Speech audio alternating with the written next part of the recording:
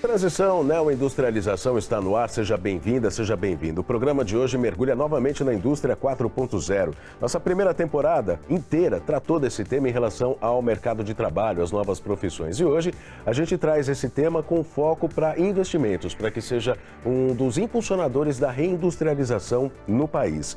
Inteligência artificial, internet das coisas, dados em nuvem, automação robótica, a tecnologia aplicada à produção é o que significa indústria 4.0. E agora que você já sabe disso, é hora de a gente se aprofundar no assunto, trazendo exemplos e conversando com gente especializada no assunto. Nós vamos saber o que é preciso ser como profissional para estar preparado para a indústria 4.0 e qual é a meta do país para que essa tecnologia esteja presente em todo o setor industrial. Redes sociais, @RedeTVT. Lá no nosso YouTube estão todos os programas que a gente já fez sobre o tema e por isso eu destaco a primeira temporada do Transição, que, como eu disse, traz muitos exemplos de indústria 4.0, suas aplicações, o mercado de trabalho e muito mais. O Transição é uma produção da TVT em parceria com a Fundação Itaú Educação e Trabalho e com a proposta de debater temas que se relacionam com a sua vida em termos de geração de emprego e renda. Vamos lá? Bom, deixa eu já apresentar aqui os nossos convidados de hoje. O Aécio José de Carvalho é gestor de engenharia de software da Toledo e o Oswaldo Laos Maia é assessor da diretoria regional do Senai São Paulo. Sejam bem-vindos, obrigado pela presença aqui para a gente falar sobre esse tema tão importante. O desafio do país de se reindustrializar, a gente pode dizer, é ousado, porque passa pela meta de fazer uma verdadeira revolução no setor industrial brasileiro no que diz respeito à digitalização. A meta é ter 90% do setor dentro desse escopo de indústria 4.0, que significa não só a automação, mas também o uso de processos de tecnologia que tornem a produção mais eficaz, com maior qualidade e, portanto, além de aumento na própria produção e fomento da economia nacional, também a competitividade com o mercado externo. O Brasil já tem gente que desenvolve tecnologia. Tem profissionais, tem universidades, enfim, tem material humano para isso, mas é preciso ampliar. E é isso que a gente vai ver agora na reportagem do Bruno Mascarenhas. Todo mundo deve se lembrar do nome Toledo. Quando a gente era pequeno, bem lá atrás, a gente ia, por exemplo, comprar 100 gramas de presunto, de mussarela, ia na mercearia e o comerciante pesava lá numa balança e tinha lá a marca Toledo, né? Então, mesmo aquelas balanças clássicas. Hoje a história da Toledo é bem diferente e o Bruno Mascarenhas vai mostrar como a empresa embarcou na indústria 4.0, que impacto isso tem. Vamos ver.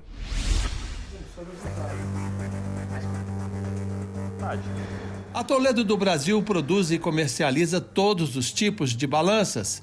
Elas estão presentes em portos, estradas, no agronegócio, pesando toneladas e também em diversos estabelecimentos comerciais, como padarias e supermercados, pesando todos os tipos de produtos.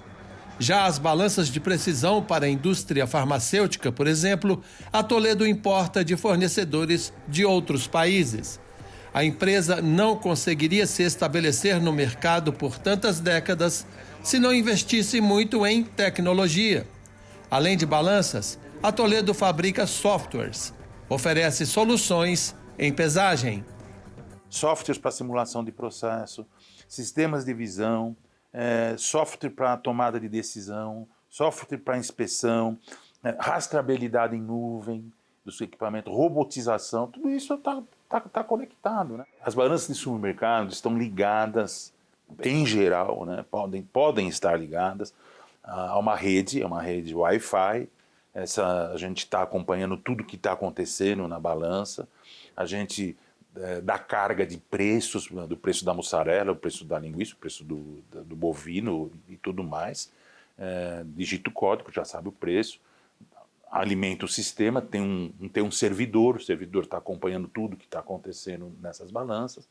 Isso é um software que a gente produz, a gente que desenvolve aqui dentro, é um software que roda em nuvem, dispensando a necessidade de o cliente ter um servidor e, além de gerar dados, informações sobre movimentação, pesagem, preços, etc., ele também tem um componente de segurança para evitar, vou dizer com cautela essa palavra, mas evitar fraudes mesmo. A Toledo produz um software muito utilizado nas indústrias, o Guardian. Ele auxilia o gerenciamento e a automação da pesagem de caminhões, o controle de acesso dos veículos e a integração dos dados. O Guardian também traz segurança e diminui a possibilidade de fraudes. A gente tem um sistema, um software, que conecta essas fases e acompanha os processos nos quais exista, por exemplo, dosagem, exista fracionamento, exista composição. Esses softwares também estão numa rede, também você monitora, e são desenvolvidos aqui pela nossa equipe, nossa engenharia. Inteligência artificial, internet das coisas, indústria 4.0, aumento da capacidade de processamento dos dados, tecnologia a cada passo. A gente tem equipamentos que fazem uso de machine learning, de inteligência artificial. A gente tem uma balança que reconhece imagem, que fala o nome do produto. As balanças podem estar ligadas e conectadas a outros equipamentos que façam parte dos processos. Por exemplo, a checkweighers para checagem de caixa no final da produção, ver se não está faltando uma lata de óleo ou um sabonete. E a gente tem outros equipamentos associados também à movimentação de materiais, como raio-x, que é utilizado para a indústria alimentícia, para ter certeza de que não tem um pedacinho de plástico no meio do produto. Produção com qualidade e respeito ambiental são questões importantes na luta pelo mercado disputado com produtos importados de alta qualidade. Essa posição só pode ser alcançada com tecnologia. Melhora da qualidade dos produtos, né? Então, isso é uma coisa evidente. A gente tem também redução de custo, redução do uso de materiais, isso impacta o meio ambiente, aumento da inteligência do produto, de novos recursos, novas funcionalidades. Quando a Toledo implementa um sistema de automação na pesagem e no fluxo de entrada e saída de caminhões num porto ou numa fábrica, por exemplo, tornando o sistema eficiente, ela está também contribuindo para menor emissão de gases de efeito estufa. A empresa também foca em questões ambientais dentro da própria fábrica. A gente tem um sistema de monitoramento do uso da energia, né? A gente tem um sistema de monitoramento do uso da água. Quando a gente desenvolve um novo produto, a gente procura otimizar o uso de componentes, de recursos, de cabos, de placas. E quando eu termino o desenvolvimento de um produto, eu gero um relatório reportando o quanto que naquele produto novo, em relação ao produto anterior, eu economizei de componentes, de plástico, de cabos. Para manter o nível de qualidade, a Toledo precisa encontrar profissionais capacitados para manter a produtividade com qualidade. É sobre isso que vamos falar na próxima reportagem. É daqui a pouco.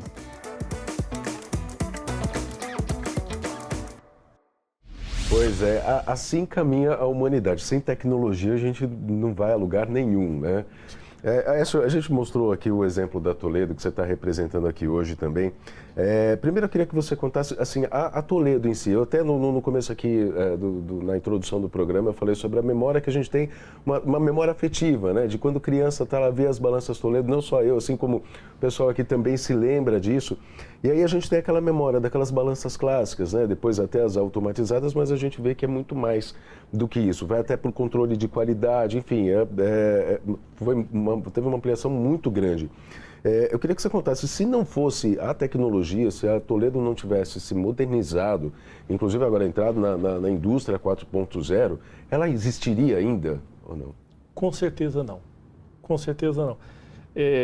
Eu já estou na Toledo há muito tempo, muitos anos. Lembra das balanças Eu lembro clássicas, desde né? a Pri 1, nós já estamos na Pri 7, né? Eu lembro do MGV1, agora nós já estamos no MGV7, que é para software para supermercados. Então, eu passei por muitas fases nesse projeto todo aí, de Toledo. Eu diria que duas coisas são importantes. cada vez mais o uso de tecnologia e nunca descolar o olho do custo.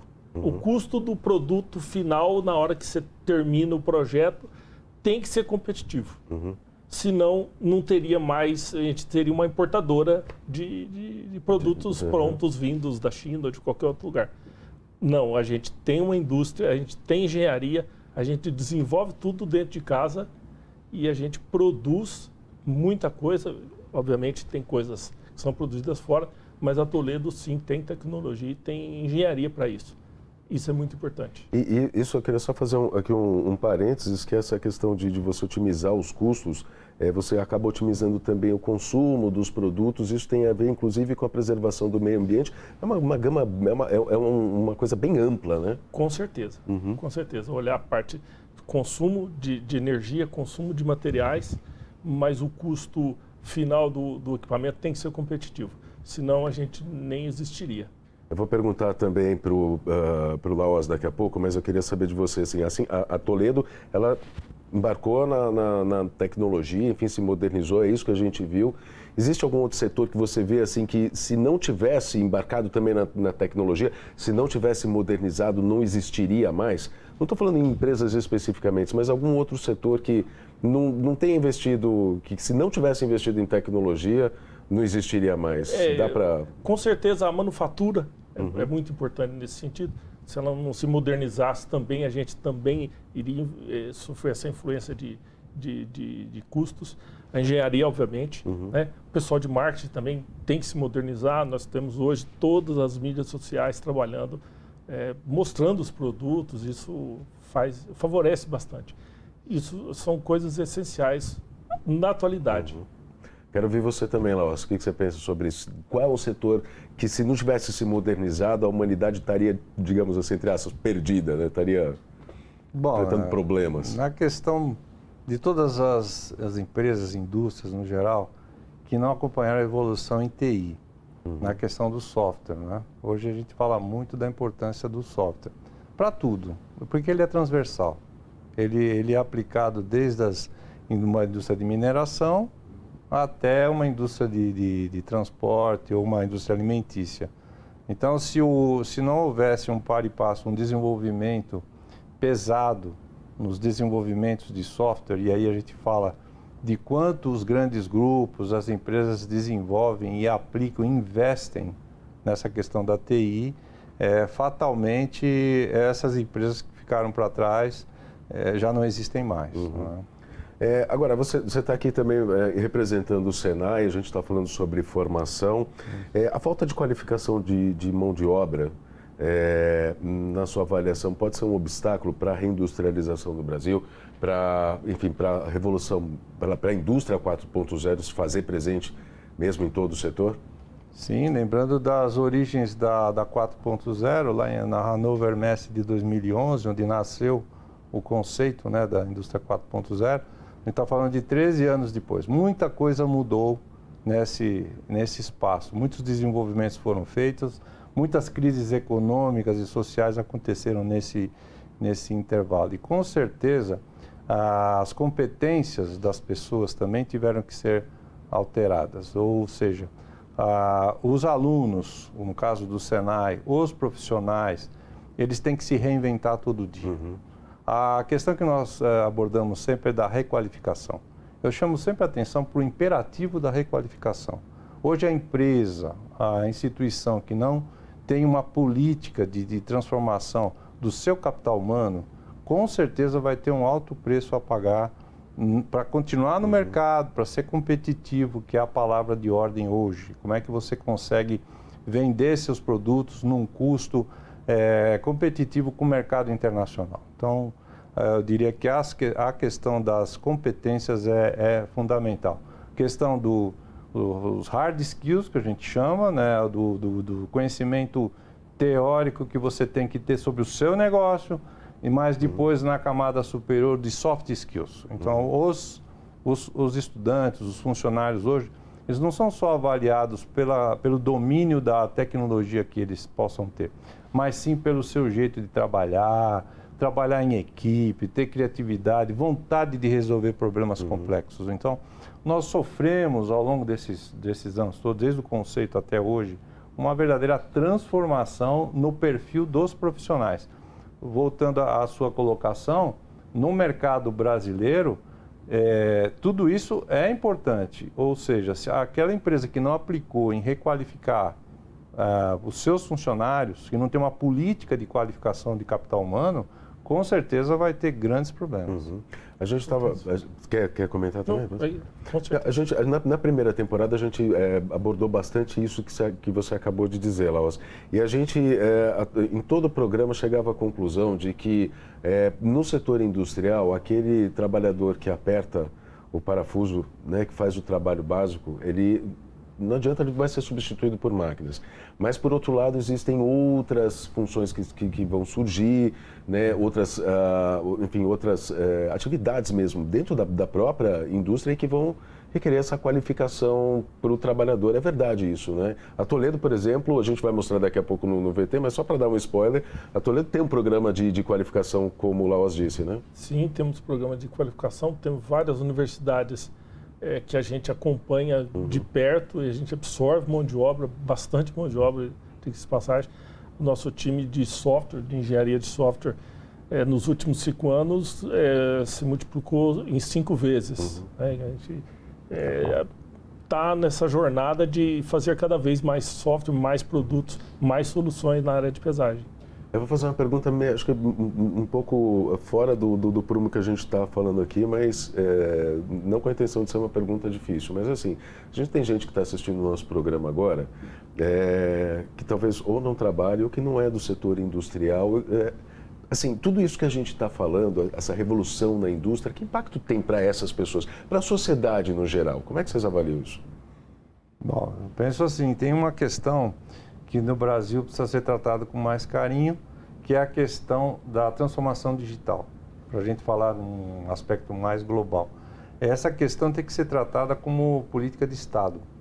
Ainda bem que no Nova Indústria Brasil, que é o programa do governo federal, que tem as 6 missões, todas elas perpassam por uma questão de qualificação das pessoas. Então, esse é um ponto fundamental para que a gente possa ter um país mais desenvolvido. Para as pessoas que estão, no caso do Senai especificamente, nós temos cursos de iniciação profissional.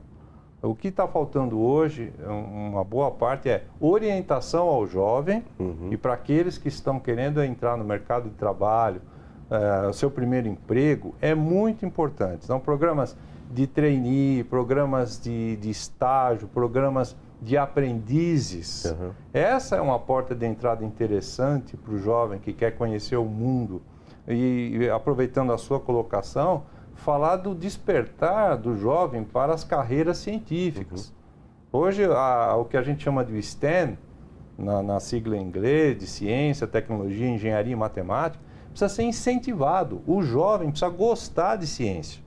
Isso é um primeiro passo. Ou seja, a missão da nossa geração é fazer com que o jovem ele encontre respaldo nisso. E isso tem acesso a tudo aquilo que a gente não teve, né? Exato. E essa orientação vem da família, vem da sociedade, vem das escolas, das universidades e também das empresas. Ou seja, a nossa missão, aqueles que estão acompanhando o programa, tem que ter a noção de que há um caminho de entrada no caso do mundo da indústria, né? Assim, a gente vai para um rápido intervalo, mas eu quero ver até se vocês concordam comigo, né? Dentro disso que você está falando, da orientação que vem da família, a gente vê muita gente falando assim, né? Na minha época eu não tinha celular, eu não tinha isso, eu não tinha... E fazia isso, fazia aquilo outro. Hoje essa geração tem, e ela tem que usar isso, né? Tem que ser incentivada para fazer o melhor com o acesso que tem à tecnologia que a gente não teve lá atrás, não é? Estou certo ou não? Sim, usar a tecnologia como ferramenta e não como fim. É um meio para se conseguir as coisas. Eu vejo muitos jovens, né, iniciando lá como estagiários no nosso time. A gente incentiva muito o aprendizado, a gente acompanha de perto e a gente absorve bastante mão de obra. Isso é fantástico, porque favorece muito as famílias. Voltando para a pessoa, voltando para a família, é um ganho, é uma evolução, é uma melhoria de vida. Isso é fantástico. Muito bem. A gente está percebendo que o mundo está mudando. Essa mudança tem que chegar, claro, ela tem que ser democrática, tem que chegar a todo mundo. Mas a gente vai falar mais sobre isso. A gente vai fazer um breve intervalo. Na volta a gente volta para falar. Na volta a gente volta, desculpa o pleonasmo, né? Mas agora que a gente voltar aqui no próximo bloco, a gente vai falar sobre o mercado de trabalho. Então fica por aí.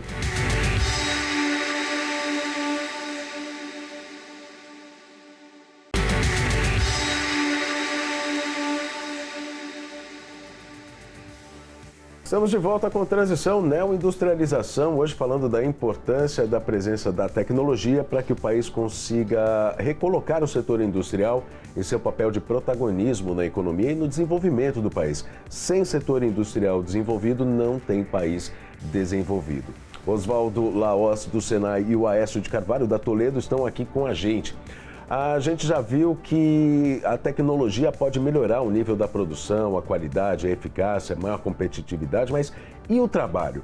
Não dá para negar que a tecnologia é imprescindível para os dias de hoje. A gente falou isso no primeiro bloco. Também para fechar os olhos para as transformações no mercado de trabalho. Sim, a tecnologia substituiu muito trabalhador humano, e esse é o olhar que eu quero trazer agora para o programa. A gente vai ver se existem caminhos e quais são esses caminhos. Ainda na Toledo, Bruno Mascarenhas conheceu como a empresa trabalha em termos de formação. A gente já falou um pouco disso no primeiro bloco, mas a gente vai ver mais na reportagem do Bruno Mascarenhas. Vamos ver. A fábrica de balanças Toledo vem crescendo no decorrer dos anos, investindo em tecnologia e capital humano. No último ano, a gente aumentou o nosso quadro em 100 pessoas. Então, durante a pandemia, nós não fizemos nenhum desligamento, nada. A gente operou normalmente, a gente está crescendo, nós estamos crescendo. A gente continua crescendo, continuamos admitindo. Uma empresa focada em alta tecnologia precisa de profissionais especializados, mas o mercado de trabalho vem demonstrando que não é fácil encontrar trabalhadores capacitados. Quando encontra, tem que reter. Se não encontra, precisa formar. E a gente se ocupa de formar esses profissionais e capacitá-los para estar antenados com as novas tecnologias. A Toledo oferece aos seus trabalhadores dentro da própria fábrica cursos para mantê-los atualizados. Existe até um trabalho focado para estimular trabalhadores resistentes ao aprendizado de novas tecnologias. Nós temos um comitê de inovação, né? Isso é uma coisa que manjada as empresas têm, mas que ele opera e tal. E quando a gente faz um projeto, a gente procura fazer uma coisa que seja interdisciplinar e multidisciplinar, envolvendo diversas áreas, diversas pessoas, para que a coisa nasça e flua e todo mundo se sinta um pouco pai daquilo, né? E contribua para comprar a ideia e estar presente. Então isso é uma maneira de a gente mitigar um pouco a resistência ao novo. Outra maneira de atrair profissionais especializados é o programa de Jovem Aprendiz e os estágios para estudantes. Pretendo fazer carreira na Toledo, é uma empresa que eu gosto muito e eu pretendo continuar aqui. Cada vez mais tecnológico. Cada vez mais tecnologia. Lucas Ferrari é estudante de tecnologia mecatrônica e trabalha como técnico de processos na Toledo há 3 anos e meio. Eu entrei como jovem aprendiz, eu estava cursando um curso técnico no Senai, em técnico em mecatrônica. Aí eu cursei os 2 anos do técnico como jovem aprendiz. No fim do meu contrato eu fui passado para estagiário. Aí eu fiquei 10 meses como estagiário, apareceu a oportunidade de eu ser efetivado e fui contratado como técnico de processos. A capacitação adequada para o trabalho na área de tecnologia é fundamental, pois as responsabilidades são grandes. A gente é responsável por toda a parte de manufatura e automação da fábrica no meu departamento. Eu executo bastante serviços de desenvolvimento de dispositivo mecânico, também estruturação de processo, fazendo cronoanálise, roteiros de fabricação mecânica. Tudo depende do seu desempenho, da sua força e principalmente da sua força de vontade, né? Sem isso não dá para chegar, então estuda, cara, não tem como, tem que estudar. Guilherme Barreiros já trabalhou na Toledo no setor de mecânica, depois de fazer um curso no Senai. Mas ele não gostou da área, queria mesmo trabalhar com alta tecnologia. Hoje ele estuda sistemas de informação e é estagiário no setor de engenharia de desenvolvimento desde março de 2024. Sou formado também como desenvolvedor de jogos e aqui eu trabalho muito com programação, né, com teste também. E para mim está sendo maravilhoso. E é uma área que tem muita vaga. Pô, demais. A gente, inclusive aqui, a gente precisa, né? Todo dia, sufocado de atividade, a gente precisa de mais gente que queira fazer, né? Não adianta só conhecer, tem que querer fazer. Tem muito mercado para quem quer estudar. Tem, com certeza. A gente poderia até dizer que o que o Guilherme vai falar agora é um clichê. Mas para ele isso não importa, pois o que interessa é que vem conquistando passo a passo aquilo que sonha. Nunca desista dos sonhos, né? Por mais difícil que seja, é importante se dedicar. Você tá realizando um sonho seu aqui? Pô, é minha vida, né? Aqui eu quero fazer minha vida e para conseguir fazer tudo que eu quiser de hobby. Aqui é o lugar. A gente quer que o colaborador se desenvolva, ele precisa se desenvolver, porque se ele não se desenvolver, a Toledo não se desenvolve.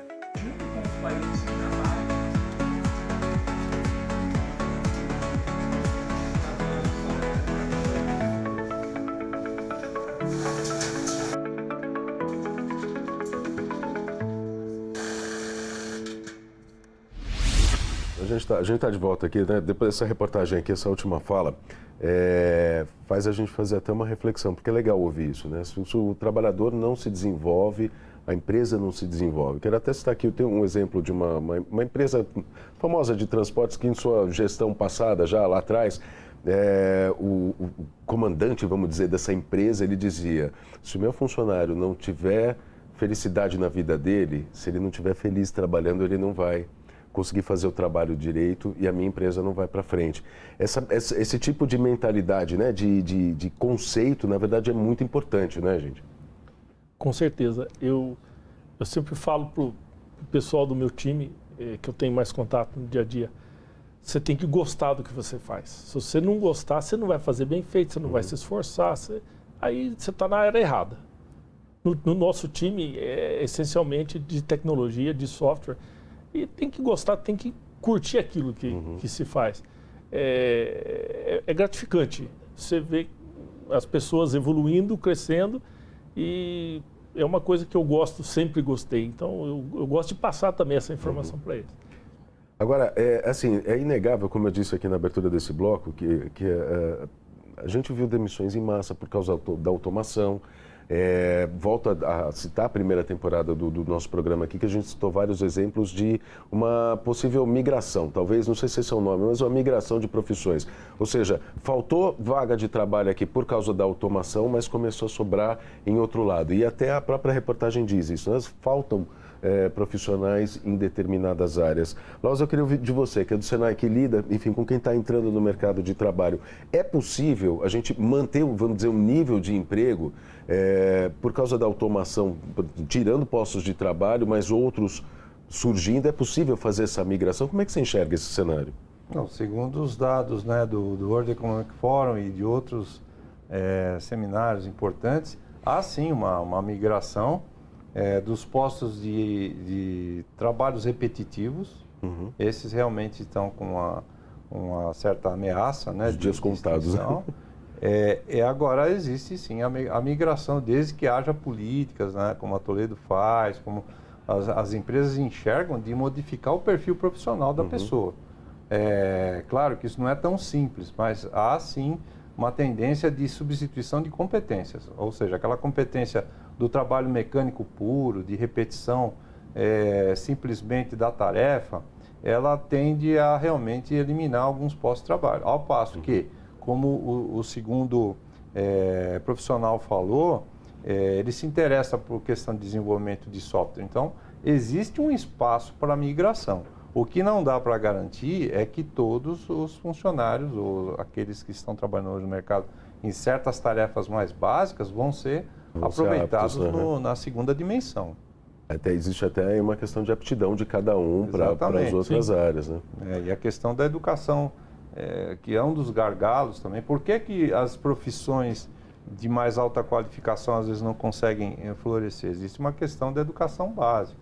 É importante entender que o novo profissional, ele precisa ter um extrato, uma base importante de educação. Né? Fenômenos de matemática, física e outras coisas precisam estar presentes no raciocínio lógico, por exemplo. Isso tem que ser desenvolvido, até a criatividade. Você pode treinar a pessoa para ter mais criatividade. Mas existe uma migração aí, existe um espaço de transformação do perfil do estudante ou do profissional. Então, empregos do chamado mundo marrom, do brownfield para o greenfield. O Brasil é um país que não pode desperdiçar seu parque tecnológico. Não há investimento suficiente para você trocar todo o parque tecnológico do Brasil.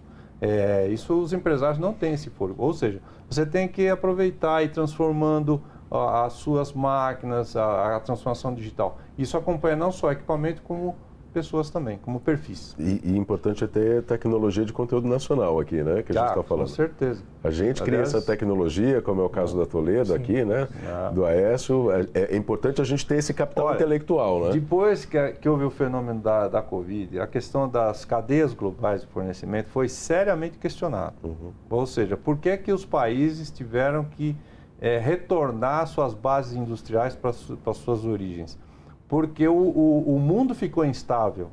Ou seja, eu não posso ficar fabricando lá no Sudeste Asiático pensando que eu vou ter o fornecimento eterno daquele componente. Haja vista a crise automotiva que aconteceu aqui por causa dos chips. Que a gente vai falar daqui a pouquinho sobre isso, inclusive. Né? Já deu um spoiler aqui. Deixa eu aproveitar só esse gancho aqui para perguntar para os dois. É o seguinte, a reportagem fala em resistência, em aderir à tecnologia por parte do trabalhador. O que é isso? É a educação de base que faltou ou é uma questão cultural? O Aécio vai falar disso, mas, assim, no modo de ver, existe sim uma falta de conhecimento e de oportunidade para o jovem. Ele precisa entender os benefícios disso. O que a gente faz no Senai e outras instituições fazem é muito pouco em termos de porcentagem da massa de jovens que a gente tem no Brasil. Então tem uma tarefa muito grande não é de convencimento, é de mostrar a eles as oportunidades que eles têm no mercado de trabalho. Está faltando um pouco disso. E a gente está julgando muito rapidamente com essa questão do jovem neném, essa questão. Isso é muito perigoso a gente fazer esse tipo de julgamento. Precisa saber se a gente está dando as oportunidades para a escola básica, para a família e para a sociedade como um todo. Então, a gente tem que entender todo o cenário. Exatamente, isso eu tenho total acordo com você. Quando você fala que o jovem nem trabalha nem estuda, você tem que entender por que ele está naquela situação, né? Senhor. Mas quero ouvir de você também, Aécio, sobre isso. Qual é essa resistência? Como é que você avalia isso? Não tem essa participação direta na escola e tal. Eu vejo mais no ambiente fabril, no ambiente da engenharia. A gente, às vezes, tem dificuldade de captar profissionais. Para captar um estagiário, às vezes, me levam 2 meses para um estagiário. Se eu precisar de um engenheiro sênior de elétrica ou de computação, 6 meses, no mínimo. Né? Por quê? Porque é uma mão de obra que é muito qualificada e é escassa. Às vezes a pessoa coloca inúmeros empecilhos. Né? Então, sim, temos que preparar o jovem, com certeza, e talvez até chegar um pouco mais às famílias. Olha, essas áreas são áreas boas, tem que incentivar. Eu gosto muito de pensar assim, se a gente não tiver os básicos, a matemática, a física, a química, não vai para frente. A gente não cria gênios, né? Para a gente chegar a ter profissionais que consigam fazer software, precisa ter o básico, precisa ter treinado lá atrás o raciocínio, a criatividade, o raciocínio lógico e daí por diante. E outra coisa, a gente não está disputando um mercado mais regional. A gente está disputando um mercado global, em termos de pessoas, né, de capital humano. Ou seja, aqui no Brasil, os programadores talentosos são disputados, eles podem trabalhar online ganhando em euros aqui no Brasil. Então, a disputa não é pelo profissional no território brasileiro, é no território mundial. Vou dar até um exemplo sobre isso que você está falando. O setor financeiro, por exemplo, a gente tem bancos que têm suas sedes em outros países e tem profissionais de TI que trabalham para os bancos aqui, para a rede nacional desses bancos, mas eles já estão migrando também para trabalhos para suas sedes lá fora, né? Tem um banco famoso aí que tem uma sede na Espanha que capta esses profissionais de TI daqui para trabalhar para eles lá e dessa forma, online, né? Assim, essa é uma realidade que nós temos que entender. O mercado de trabalho hoje não é mais local, é um mercado global. Então, ou a gente se adapta a essa realidade, não adianta a gente ficar reclamando, o pessoal, né, roubou meu funcionário, o grupo X levou embora. Isso também serve ao contrário. Então, a gente também está usufruindo de alguns jovens que podem estar estudando lá na Alemanha e que queiram trabalhar aqui no Brasil. Ou seja, faz parte do jogo hoje. O Aécio já deu uma introdução nisso, falando sobre as famílias, mas eu queria só encerrar esse bloco aqui rapidinho, ouvindo de vocês aquele tipo dica para a vida mesmo. Que dica que vocês dão? Tem jovem que está assistindo que inclusive não trabalha, não estuda. Que a gente pode dizer de palavra de incentivo, de afeto para esse jovem? Eu acho assim, primeiro, eu tiraria a questão da culpa. É muito chato, isso não é produtivo você falar fulano tem culpa, a família tem culpa, a sociedade tem culpa. A gente tem que tratar isso numa perspectiva positiva, numa perspectiva otimista. Então, ao jovem, que ele se interesse por conhecer profissões. Por exemplo, no Senai acabou de acontecer o Mundo Senai.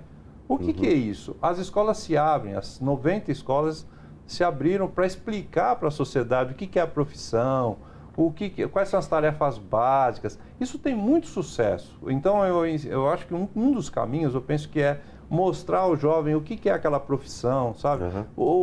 Para ele não ficar refém dos valores apresentados, por exemplo, na mídia hoje. Então, você tem que dar oportunidade ao jovem dele conhecer o mundo do trabalho. O mundo do trabalho é a essência. É onde, por exemplo, no caso da indústria, no caso da Toledo, é onde você paga os melhores salários, é onde você tem a perspectiva de desenvolvimento pessoal, de alto nível. Ou seja, falta um pouco disso. Agora, para uma família que já vem, que também não teve orientação, nós não podemos cobrar isso de um pai, de uma mãe, de um avô que não teve perspectiva também de receber esse tipo de informação. Sim. Então, é um trabalho constante, que não é só da escola. Não há como transferir a responsabilidade da formação do jovem só para a escola. Por isso que eu digo que é um trabalho conjunto, família, sociedade, escola. Maravilha. E você? Eu diria para o jovem, se ele não sabe o que fazer, se ele ainda não se apegou eu vou estudar isso, eu quero fazer aquilo, eu quero ter tal profissão, procura nas escolas, tem muitas escolas em todas as cidades que fazem essas feiras de profissões, normalmente no segundo semestre. Né? E eu dei aula no curso técnico há muitos anos, era aberto à sociedade, todo mundo podia entrar lá, participar das palestras sobre centenas de profissões. E isso é muito bom, porque a pessoa vai tentar se achar. Tem muita gente que chega com 18 anos e não sabe o que vai fazer na vida. E isso é importante. Tentar buscar o que mais gosta. E fazer o que gosta, eu acho que é o mais importante. Muito bem. A dica, então, que a gente tira aqui desse bate-papo é essa. Sem julgamento, sem nada, mas existem oportunidades. E aqui os nossos dois especialistas estão dando o caminho das pedras para que você em casa consiga encontrar esse caminho. A gente está sendo propositivo nessa transição, isso é muito bom. Isso é muito bom. A gente vai fazer um breve intervalo e volta já. Fica por aí.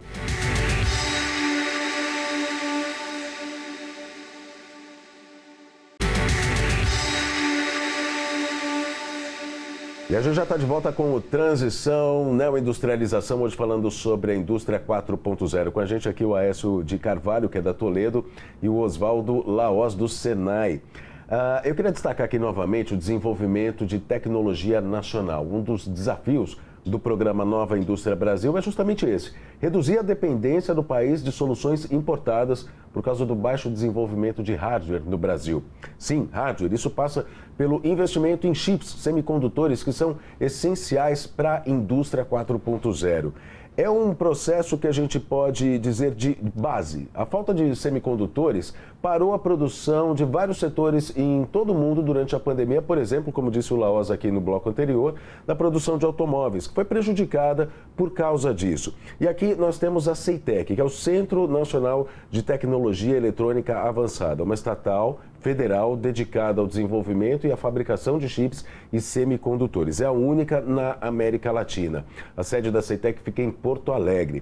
Ela foi quase extinta durante o governo de Jair Bolsonaro. Se houvesse investimento nessa empresa, hoje ela poderia estar num patamar avançado de produção, atendendo a vários setores. Será? Eu não sei. A gente vai saber justamente com os nossos convidados. Vocês conhecem a CEITEC? Lázaro, você que citou a CEITEC. A gente sabe que a CEITEC ela tem vamos dizer assim, um teto de produção, né? Produz chips para determinados produtos, mas existiria a condição de produzir, por exemplo, chips para automóveis, aumentar ampliar a área de atuação dela? Não? Bom, primeiro a gente precisa classificar as escalas de integração. E chips, quando você fala genericamente, eles podem ser chips, por exemplo, de um nível CPU, que é um nível extremamente apurado, que é o nível produzido lá na Ásia. Essa escala de integração é muito pesada. Normalmente, eu não acredito que o Brasil vá se especializar, porque precisaria de trilhões de investimentos aí. Porém, a escala média e a escala baixa, elas são factíveis de ser feitas no Brasil. E o caso, como você citou, da indústria automotiva, ela usa chips, tem muitos microprocessadores no carro. Tem, às vezes, centenas. Mais do que a gente imagina, né? Mais do que eu imagino. Para toda ação ali tem... Exatamente. Para cada aplicação. Existem aplicações singelas, simples. Por exemplo, acionar um limpador de para-brisa, ou fazer o aquecimento do vidro traseiro. E essas automações, vamos chamar assim, elas podem ser feitas por CPUs de média escala de integração ou de baixa escala. Então, no caso do CEITEC, no caso de outras empresas que poderão ser desenvolvidas, o Brasil poderia tentar pegar esse trem de novo e pegar o caminho da produção e do design de chips. A gente pode até fazer design de chips de alta integração, mas fazer a produção de chips de média e de baixa densidade. Ou seja, isso já nos daria uma liberdade de não ter que ficar dependendo das importações e quebrar a produção aqui no Brasil da indústria automotiva, como aconteceu. Então, é plenamente viável, sim, fazer uns cursos, por exemplo, uma engenharia de aplicação de chips e de design de chips, por exemplo. E depois, no setor fabril, como você disse, em hardware, ter uma estrutura fabril que pudesse fabricar as bolachas de silicone e de silício e poder fazer a impressão dos chips. E você, Edson, o que diz? Você lida com isso diretamente, né? Eu lido com o uso dos chips. A gente tem engenheiros de hardware e de software que faz o uso para produzir os equipamentos. Isso a gente tem bastante domínio. Mas o domínio de fazer o chip, aí é um domínio bastante escasso e precário, diria assim, em termos de Brasil. Só de curiosidade, na época da pandemia, a gente também sofreu bastante com a falta dos componentes. A gente chegou a pagar componente a preços absurdos para poder manter a produção, muito acima do normal, né? Mas para manter a produção a gente teve que fazer. E a gente sabe que, em função dos contatos que a gente tem com os fabricantes, todos eles têm representantes aqui no Brasil, fabricantes lá de fora, eles também se assustaram bastante com essa situação. E algumas empresas, os grandes players dessa área de semicondutores para CPUs, para microprocessadores, eles começaram a abrir fábricas nos Estados Unidos, com investimento de governo, de investimento altíssimo, né? Com financiamento e tudo mais, mas o país, Estados Unidos, se abriu o olho e voltou os olhos para manter essa indústria lá, não ficar só na Ásia, coisa que a gente deveria fazer aqui também, né? É isso que eu ia perguntar, a gente deveria fazer, porque a gente pode falar em capital intelectual, né? Quem desenvolve isso foram os asiáticos e tal, e isso foi exportado para os Estados Unidos. Os Estados Unidos abraçou essa ideia, montou fábricas lá. Para a gente também é interessante fazer isso, trazer o capital intelectual de fora para fazer isso, mas paralelamente a gente tem que desenvolver os nossos gênios também. Eles têm o capital humano para o desenvolvimento dos chips, para o design dos chips, mas a produção, na maioria esmagadora, é na Ásia. Né? Agora eles estão voltando às fábricas para dentro do território americano, para não ficar dependendo de fabricação externa. É uma mudança de conceito, porque é muito mais barato se produzir na Ásia. Por outro lado, você fica dependente de governos, de políticas, e eles já estão fazendo essa migração de volta. Essa é uma questão que vai ao encontro do que você tinha falado antes, a questão do interesse do jovem pela ciência. Lá no Senai, uma das tecnologias que é necessária para produzir chips é a nanotecnologia e a nanociência. Nós fizemos e nós temos no Senai um programa muito forte de nanotecnologia para jovens, junto com também para o SESI e para o Senai, para despertar no jovem interesse pela escala nanométrica, que é a escala usada para pôr o transistor na quantidade necessária dentro do chip. Então, isso é mais um argumento para que a gente insista em passar para o jovem que tipo de ciência é necessário para que o país seja independente, que ele possa ser soberano em termos de tecnologias desse naipe, desse tipo. Né? É muito importante citar também o papel das universidades. A gente, para ter pesquisa pesada, PDI mesmo, vamos dizer, de alta intensidade, precisa haver um esforço concentrado, integrado entre universidades, empresas, setores como escolas como o Senai. Tudo isso precisa trabalhar dentro da mesma órbita, da mesma política de desenvolvimento. Tem que ser uma força-tarefa, né? Estado, universidade, setor privado, todo mundo se unindo para que a gente possa ter essa, ou pelo menos tentar, como você disse, que assim, é um processo que não é fácil, não é rápido, envolve trilhões, né, de investimento. Como os americanos estão fazendo. Como os americanos estão fazendo, mas um primeiro passo precisa ser dado e essa força-tarefa, essa união é um caminho, né, para isso. É necessário, a gente precisa entender que o papel da universidade no Brasil, ele tem que ser muito mais próximo da indústria, existem muitos debates sobre isso e eles estão se aproximando, mas é como lá nos Estados Unidos, nos Estados Unidos você tem um laboratório de desenvolvimento, a indústria está dentro da universidade. Você pode pegar qualquer indústria ou qualquer universidade de peso nos Estados Unidos, você tem pesquisa pesada dentro da universidade junto com a indústria. Então, esse modelo deveria ser captado aqui pelo Brasil. Se a gente quer dar o famoso leapfrog, o salto quântico, que é sair de um patamar de tecnologia e ir para outro patamar que permita o Brasil continuar no jogo global, porque senão nós vamos continuar negados ao segundo plano. Aí a gente tem a questão da ciência, né? Eu não posso deixar de citar isso, porque a gente está falando sobre tecnologia, sobre enfim, a necessidade mesmo, a essencialidade de se ter tecnologia para o desenvolvimento do país, e sem ciência não tem tecnologia, você não desenvolve tecnologia.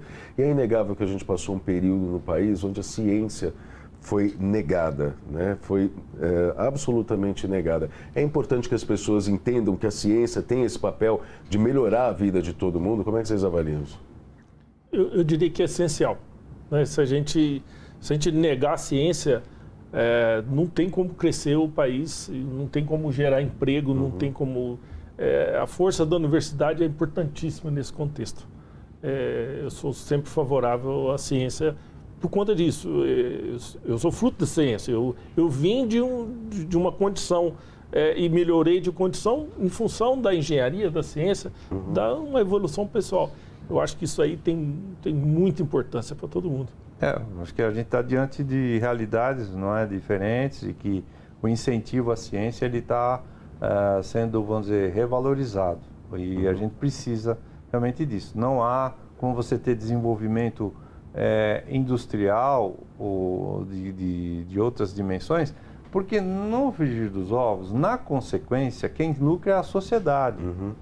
Quando a gente fala de ter uma indústria forte e tudo isso, mas lá no fim da cadeia, você está falando de fortalecer o povo, de fortalecer a sociedade, de dar melhores empregos, de dar oportunidades para os jovens. Já visto aí o que falta? É só uma questão de uma oportunidade, às vezes, para um jovem.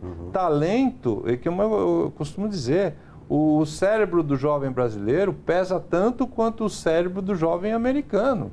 Ou seja, é a mesma capacidade. Falta um pouco mais de oportunidade, um pouco mais de você chegar ao jovem e falar, olha, o caminho está aqui, esse aqui é bom para você, né? Não se distancie, não divirja desse caminho, porque é o caminho do trabalho, é o caminho da educação. Esse é o único futuro proposto para uma sociedade que queira sair de um patamar e chegar né? evoluir. É isso. Bom, gente, a gente está caminhando para o final do programa agora. A gente, tradicionalmente, no fim do programa, pede os contatos. Eu vou começar aqui dizendo o seguinte. Eu quero emprego lá na Toledo. Como é que eu faço? Bom, onde que eu procuro? Qual é o site? Quero ser estagiário. Talvez a melhor referência é procurar no LinkedIn. Né? A Toledo do Brasil está lá no LinkedIn, o Aécio Carvalho também está no LinkedIn. Esses contatos são muito fortes. A gente sempre publica as vagas via LinkedIn, que é uma rede social mais voltada à empresa. Profissional, né? Profissional. Vale a pena, temos muitas oportunidades, a gente convida todos a participar dessa jornada com a gente. Maravilha. Oswaldo, o Senai está aberto para todo mundo, mas como você disse, as pessoas precisam chegar a ele, precisam ser incentivadas. Como é que faz? Tem um site? Ao jovem, falando a ele que estão nos assistindo, as 90 escolas do Senai no estado de São Paulo estão abertas a qualquer momento para uma orientação profissional, uma orientação vocacional. Então eu incentivo a vocês todos que compareçam às escolas e marquem uma entrevista, uma conversa com os orientadores de prática profissional, com os coordenadores técnicos. E não façam isso só em uma escola. Façam esses testes em outros ambientes do Senai.